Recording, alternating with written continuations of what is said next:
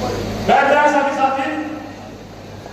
मैं कह रहा था कि हम सभी यहाँ पर आज भारतीय जनता पार्टी के कैंडिडेट श्री सतपाल जांबा जी को पिछड़ा वर्ग का अपना भरपूर समर्थन देने के लिए यहाँ पर इकट्ठे हुए हैं और इनको आने वाली 5 तारीख को भारी मतों से हम विजय बनाए, ऐसा संकल्प हमें यहाँ पर लेकर जाना है। जिता दोगे कि नहीं बच्चे? जिता दोगे? एक बार जोरदार तालियों से और भारत माता की जय के साथ सतपाल जांबा जी को आश्वासन दिलवाएं और हमारे मुख्यमंत्री जी को आश्वासन दिलवाएं कि यहाँ से हम भारी मतों से सतपाल जांबा जी को जिताकर बोले भारत माता की जय। मैं ज्यादा समय न लेता हूँ, अपनी वाणी को विराम देता हूँ। जय हिंद, जय भारत, जय भाजपा। अभी हमारे बीच में हमारे भावी विधायक भाई सतपाल जांबा जी पहुंच चुके हैं। मैं पूरी टीम से, पिछड़ा वर्ग की पूरी टीम से निवेदन करूंगा, कृष्ण जी, जितेंद्र जी, एक सिंह जी, सुशील जी, परवीर जी, रोशन जी, मैं निवेदन करूंगा भाई सतपाल जी, हमारे मुख्यमंत्री नरेंद्र कश्यप जी को, जो यूपी के मंत्री आज के मुख्यमंत्री, उनको भाई सतपाल जांबा जी पुष्प देकर स्वागत करेंगे। जांबा जी पुष्प देकर स्वागत करेंगे। और हमारे बीच में माननीय मुख्य अतिथि भाई मदन चौहान जी का भी भाई सतपाल जांबा जी यहाँ पर पहुंचने पर पुष्प देकर स्वागत करेंगे।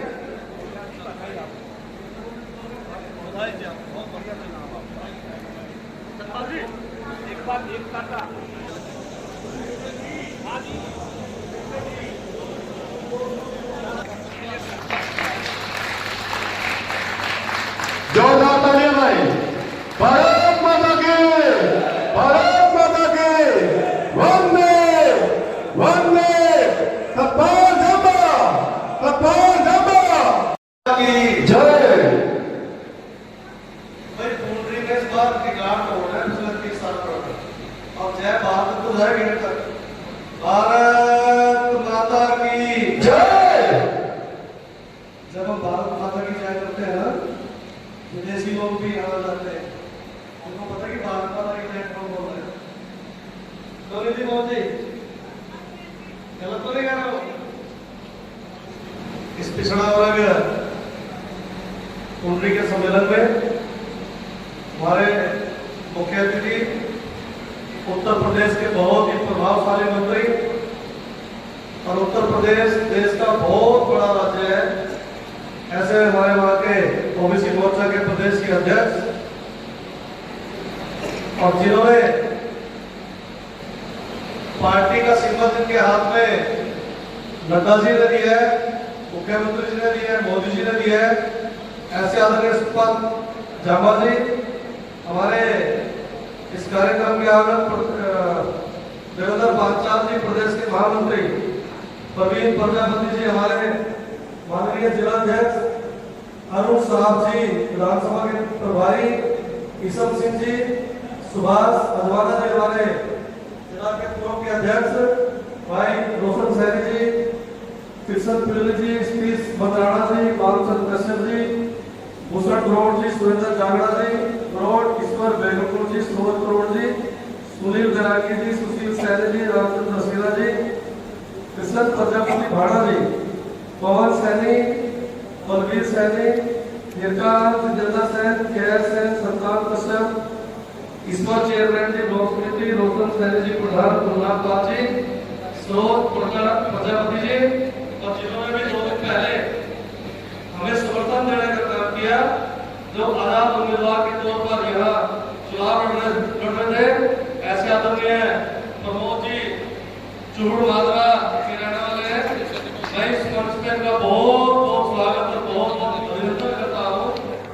भाइयों बहनों, मंच पे जितने भी हमारे नेतागण हैं, सम्मानित मंच और मेरे सामने बैठे हुए पिता तुल्य बुजुर्गों, नौजवान साथियों, आज का जो ये पिछड़ा वर्ग सम्मेलन पूरे हरियाणा के अंदर हुआ है, और पिछड़ा वर्ग समाज है, एक तरफा भारतीय जनता पार्टी को समर्थन देने का काम कर रहा है। मैं तो भाई साहब को, जांबा जी को बहुत बहुत बधाई देता हूँ। भाई मदन चौहान जी ने एक नाम लिया, भाई एक बैकवर्ड का यहाँ पे आजाद उम्मीदवार खड़ा कोई साथियों, वो बैकवर्ड का नहीं है। ये मीडिया वाले में रिकॉर्ड कर लेने से किस बात को, वो बैकवर्ड का नहीं है, गधे के ऊपर गाय का जून ओढ़ रहा है। असली बैकवर्ड कौन है? असली बैकवर्ड तो ये आप हो बैठे हो जो, वो एक पार्टनरशिप में चुनाव लड़ रहा है। प्रॉपर्टी डीलरों का एक जत्था पार्टनरशिप में चुनाव लड़ रहा है, और प्रॉपर्टी डीलर किसी को बिना कमीशन के क्या देता है? कोई वो कुछ नहीं देता है। साथियों, वो आदमी आज बैकवर्ड को गुमराह कर रहा है कि मैं बैकवर्ड हूं, मैं मर गया। क्यों भाई? किसी ने पूछ के खड़े हुआ था, पूछ के खड़े हुआ था कि अगर तुम कह रहे मेरे 2 करोड़ लगे, 4 करोड़ लगे, तो जो आदमी 2-4 करोड़ रुपए लगा रहा है तो वो पहला था पेट मरेगा, कपड़ा मरेगा? ये बताइए, पहले अपना मरेगा ना। अगर आप लोगों ने अपना भला चाहिए तो साथियों, आज भारतीय जनता पार्टी ने जो अपने लिए किया है, बैकवर्ड के लिए किया है, पिछड़ा वर्ग को आरक्षण 8% किसने दिया? बैकवर्ड को आरक्षण बीजेपी ने दिया, जिसमें हजारों की संख्या में आपके सरपंच बने हैं। हमारे फतेहपुर में बैकवर्ड का सरपंच बन सकता था क्या? नहीं बन सकता। तो आज बैकवर्ड का सरपंच भारतीय जनता पार्टी की वजह से बना है। साथियों, अगर बिना खर्ची पर्ची के नौकरी लगी और लग सकती थी क्या?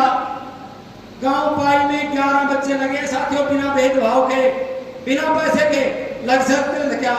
गांव डीग का जो बार-बार ये जिक्र हो रहा है, तो साथियों, जो आदमी सिर्फ अपना पेट भरने के लिए चुनाव लड़ रहा हो तो हम उसको वोट देंगे क्या? नहीं देंगे ना भाई। हाथ खड़ा करके बोले देंगे या नहीं देंगे? नहीं देंगे, नहीं देंगे। नहीं तो साथियों, वो कहता है अगर कोई भूल हमारे से हो गई, आज भारतीय जनता पार्टी ने हमें वो कुर्सी दे दी जो आप अपने बच्चों का भविष्य खुद लिख सकते हो। माननीय नायब सैनी जी को कुर्सी पे बिठा दिया, आप अपने बच्चों का भविष्य खुद लिख सकते हो। साथियों, नायब सैनी जी को अगर आपकी बार 56 वर्ष में पहली बार मुख्यमंत्री की कुर्सी दी है तो भारतीय जनता पार्टी ने दी है, और अगर ये कुर्सी आप बैकवर्ड के लोग ना संभाल के रखे तो हमारी पीढ़ियों तक ये कुर्सी दोबारा नहीं मिलेगी। भारत माता की जय। ओबीसी महासम्मेलन के मुख्य अतिथि श्री नरेंद्र कश्यप जी, मंत्री उत्तर प्रदेश सरकार, अतिथि श्री मदन चौहान जी, कार्यकारी अध्यक्ष ओबीसी मोर्चा हरियाणा, और हमारे भारतीय जनता पार्टी के जो पदाधिकारी हैं, जिसमें गुरबचन सिंह जी बिजोड़ा, विष्णु सिंह जी साबरा, सुभाष भजवाना जी, देवेंद्र पंचाल जी, प्रदेश महामंत्री, जितेंद्र सरपंच जी, प्रवीण प्रजापति जी, जिला अध्यक्ष ओबीसी मोर्चा, देवीधर बरसियाणा, मंडल अध्यक्ष करोड़ा, अरुण सराफ जी, ईश्वर सिंह मंडल अध्यक्ष ग्राम, मिनी बोदला, रोहतास सरपंच जी, रटाया जी, कृष्ण पिल्ली जी, सुशील सियाणी जी, गुरुनाम फतेहपुर जी, सरोज प्रजापति जी, प्रेम फल जी, कृष्ण प्रजापति जी भाणा, सुनील डीग जी, मंडल अध्यक्ष ओबीसी मोर्चा, दीपक कुंडी संगरौली, ईश्वर सिंह लोक समिति चेयरमैन, भाई प्रमोद चुलमाजरा जी, निधि मोहन जी, महिला मोर्चा जिला अध्यक्ष, संजीव सरपंच ऋषिना जी, और बाकी जो मेरे साथी आए हैं, मैं फिर से धन्यवाद करता हूँ जो आप लोगों ने ये मान सम्मान मुझे दिया।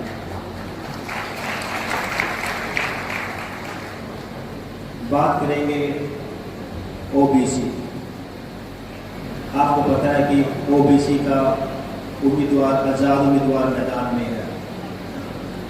मैं सभी ओबीसी समाज से ये रिक्वेस्ट करूंगा, एक बार उस उम्मीदवार से ये जरूर पूछना कि भाई आप पिछले 15 साल से राजनीति में हो, आपने अपने हल्के को छोड़िए, अपने गांव के लिए क्या किया है।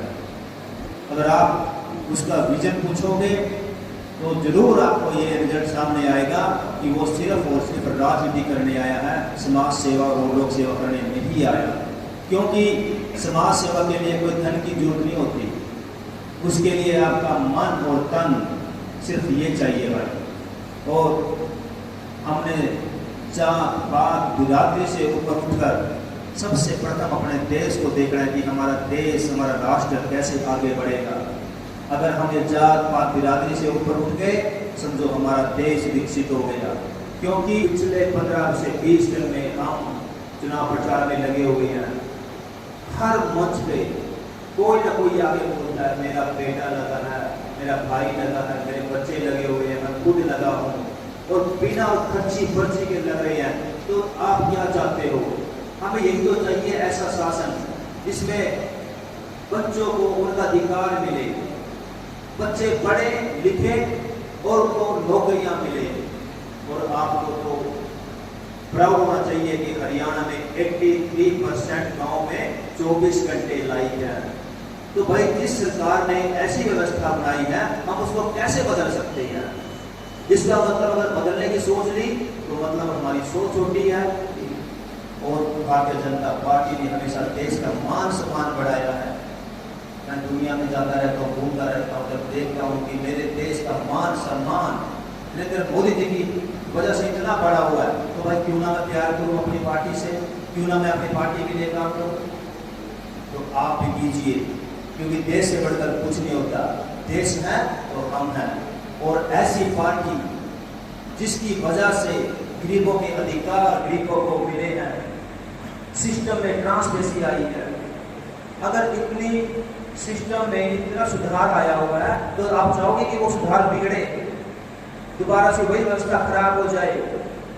वही गांव में जो लाइट वो कर देंगे, हम आते लाइट फ्री कर देंगे, मतलब फ्री का मतलब है लाइट खत्म कर देंगे। और देखिए हमारे मोदी जी का विजन देखिए, हर घर सोलर। जब उनको पता चला कि गरीबों के बिल आ रहे हैं 7,000, क्योंकि 24 घंटे लाइट है तो भाई बिल तो आएगा, उसने उसका भी सोल्यूशन निकाला। उसने ये नहीं कहा कि मैं बिजली के बिल माफ कर दूंगा, उसने ये कहा कि हर घर सोलर लगाइए ताकि बिजली भी बढ़े और बिजली भी बचे और व्यवस्था भी बची रहे, और उनको 0% जीरो का बिल भी हो जाए बिजली का। तो भाई ऐसी सोच के हमारे प्रधानमंत्री है। तो व्यवस्था बनानी है तो सिस्टम के साथ लगिए, देश के साथ लगिए। मैं बोला तो बहुत कुछ चाहता हूँ, टाइम नहीं है क्योंकि हमारे प्रोग्राम आगे भी हैं। हम ऑलरेडी 3 घंटे लेट हो चुके हैं।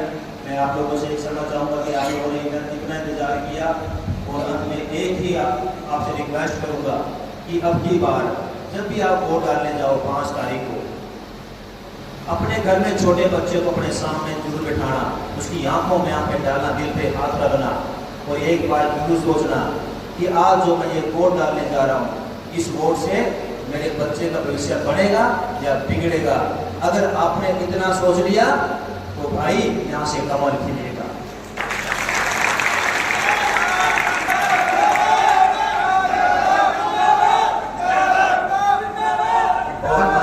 और अंत में जयकारा देकर जोर से बोलिए, क्योंकि देश से बढ़कर कुछ नहीं होता।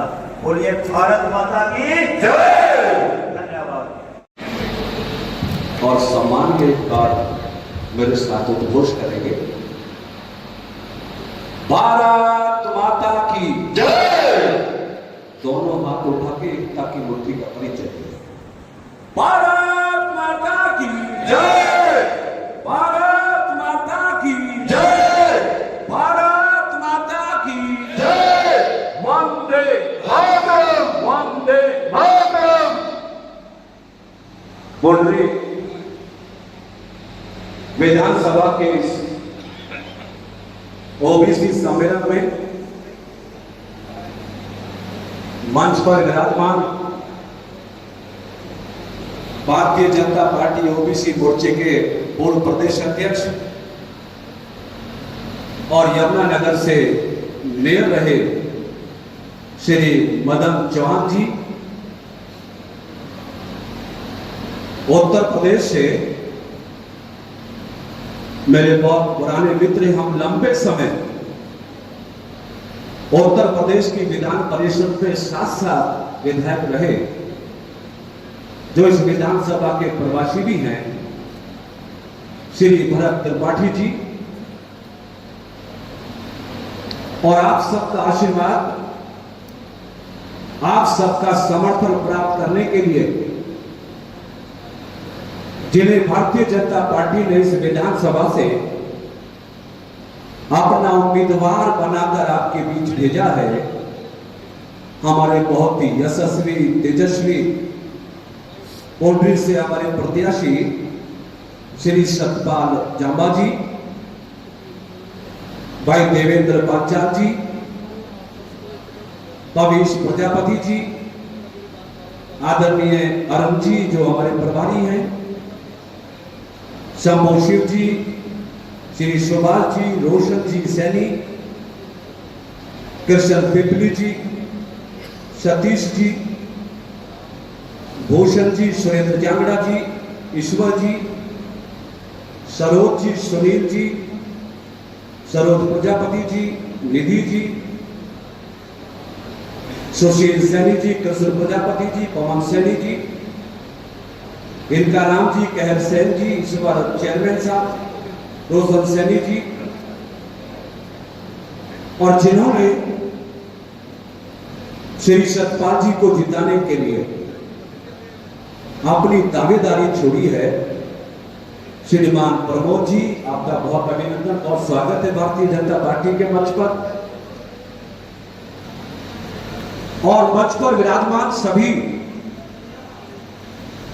भारतीय जनता पार्टी के ज्येष्ठ और श्रेष्ठ हमारे नेता, मंच के सम्मुख बहुत ही आदर, बहुत ही सम्मान के योग्य हमारे बुजुर्ग, बड़ी संख्या में पुंडरी विधानसभा से आए हुए हमारे सभी नौजवान साथी, मित्रों और साथियों, पुंडरी की इस पावन धरा पर मैं मंच से सभी नेताओं का और मंच के सामने बैठे सभी भाई बहनों का इस ओबीसी सम्मेलन में हार्दिक स्वागत और अभिनंदन करता हूं। भाई बहनों, 5 दिन का प्रवास हरियाणा में करने के बाद जो एक बात लोगों के चेहरों से, लोगों से बात करने के बाद, लोगों से संवाद करने के बाद, संपर्क करने के बाद, जो पूरे प्रदेश में हरियाणा की जनता जनार्दन की जुबान से जो बहुत प्रभावी तरीके से निकल रही है, जो मैंने सुनी, सारे हरियाणा के लोगों की एक ही आवाज है, एक ही बात है कि जैसे हिंदुस्तान के लोगों ने तीसरी बार देश के यशस्वी प्रधानमंत्री आदरणीय श्री नरेंद्र मोदी जी के कार्यों से, विकास की नीतियों से प्रभावित होकर 62 सालों की राजनीति का इतिहास तोड़ते हुए श्री नरेंद्र मोदी जी को हिंदुस्तान का प्रधानमंत्री बनाया है, वैसे ही हरियाणा की राजनीति में भारतीय जनता पार्टी तीसरी बार फिर अपनी सरकार बनाने वाली है। लोगों का संदेश है। आपके देश के प्रधानमंत्री नरेंद्र मोदी जी ने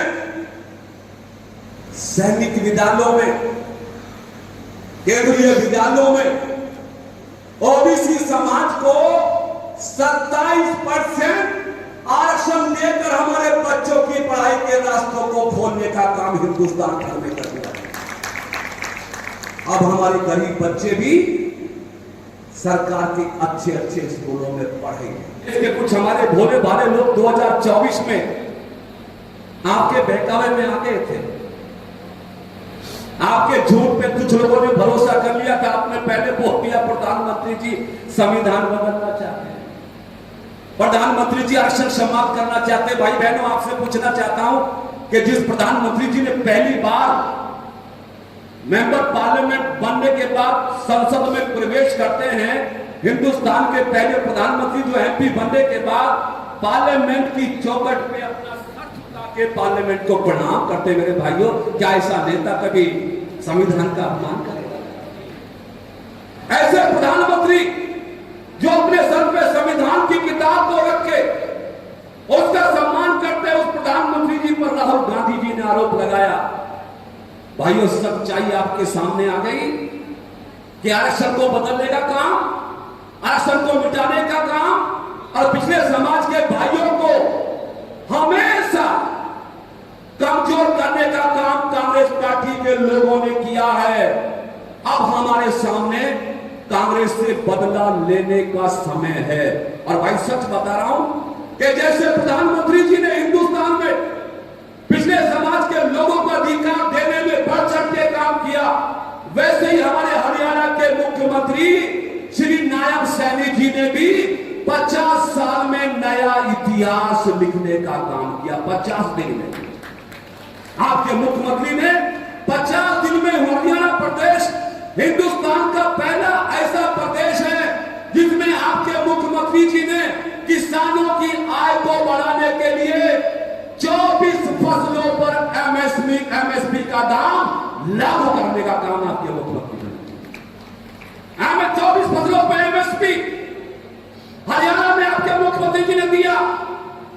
ओबीसी कैटेगरी को 8% रिजर्वेशन, ओबीसी बी को 5% रिजर्वेशन, और जो गरीब बच्चियां पढ़ाई में नंबर 1 पे आएंगी उनको स्कूटी देने का ऐलान, महिलाओं को 2100 रुपए पेंशन देने का ऐलान, और हरियाणा के समग्र विकास की चिंता करते हुए भारतीय जनता पार्टी ने अपने लोक संकल्प पत्र में तमाम ऐसी बातों को शामिल किया है जो हरियाणा प्रदेश के विकास को चरम पर ले जाने वाला है। भाई बहनों, आपको फैसला करना कि एक तरफ खर्ची और पर्ची वाली पार्टी है, एक तरफ जीजा की प्रॉपर्टी लेने बचाने वाली पार्टी है, और दूसरी तरफ भारत माता का गौरव और हरियाणा के लोगों का सम्मान और अधिकार दिलाने वाली भारतीय जनता पार्टी। मेरे भाई बहनों, मैं अपील करने आया हूं कि इस खर्ची पर्ची वाली सरकार को, इस खर्ची पर्ची वाली पार्टी को, जीजा की प्रॉपर्टी बचाने वाली पार्टी को, सीबीआई के सिकंजे में रहने वाले हुड्डा जी को, इन सबको सबक सिखाने के लिए तीसरी बार हरियाणा में भाजपा की सरकार बनाओ और नायब सैनी जी को अपना सीएम। 2 बार कहती बात समाप्त कर रहा हूं। तारीख तय है 5, समय 7 बजे से, निशान कमल का फूल। सब कुछ जाना भूल, याद रखियो कमल का। एक काम कर लेना भाई, 5 तारीख को 5 बजे उठियो, मन में धर्म का भाव लाओ, हो सकता है कि का व्रत रखो, संकल्प ले लो कि जब तक हम अपना एक वोट नहीं भाजपा के पक्ष में करेंगे तब तक हम अन्न पानी ग्रहण। अगर मैं यूं कहूं कि पहले मतदान और फिर जलपान, इसलिए 5 बजे सुबह उठ के अपनी पर्ची लो, अपना पहचान पत्र लो, और 6 बजे से लंबी लंबी लाइन अपने बूथों पे लगवा दो। जब कांग्रेसी आए, निर्दलीय आए, दूसरे तीसरे आए, आपका जोश, आपकी हिम्मत, आपकी ताकत, आपकी लाइन देखे, उनका मन बदल के बोलने लगे कि जीतेगा भाई जीतेगा, ये तो कमल के फूल वाला ही। और एक बात सुनो, सत्यपाल जी भारी मतों से विजयी होने वाले आपके आशीर्वाद से।